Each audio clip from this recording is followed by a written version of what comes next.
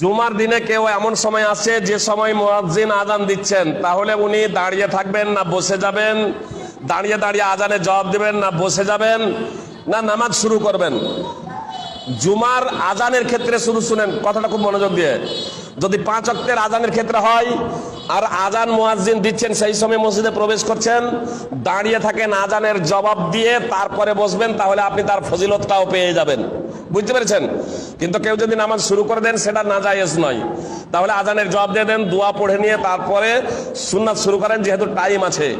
আর জুমার দিনের যদি কথা যদি বলেন, তাহলে জুমার আজান যদি চলে তাহলে দাঁড়িয়ে দাঁড়িয়ে আজানের জবাব দেবেন না, আজানের জবাব দেবেন না। তার কারণ আজানের জবাব দেওয়াটা হচ্ছে মুস্তাহাব আর খুতবা শোনাটা হচ্ছে ওয়াজিব। বুঝতে পেরেছেন? এজন্য ওই মুস্তাহাব পালন করতে গিয়ে আপনার ওয়াজিব ছুটবে। এজন্য শেখ ইবনুল উসাইমিন রাহিমাহুল্লাহ বলছেন যে আপনার জুমার আজানের সময় কেউ যদি মসজিদে প্রবেশ করে তাহলে দাঁড়িয়ে দাঁড়িয়ে জুমার আজানের জবাব না দিয়ে বরং সুন্নাত শুরু করে দেবে। অবশ্য সুন্নাত জুমার আগে কোনো সুন্নাত নাই, যেমন জোহরের আগে সুন্নাত আছে, এটা হচ্ছে আপনার তাহিয়াতুল মসজিদ। বুঝতে পেরেছেন?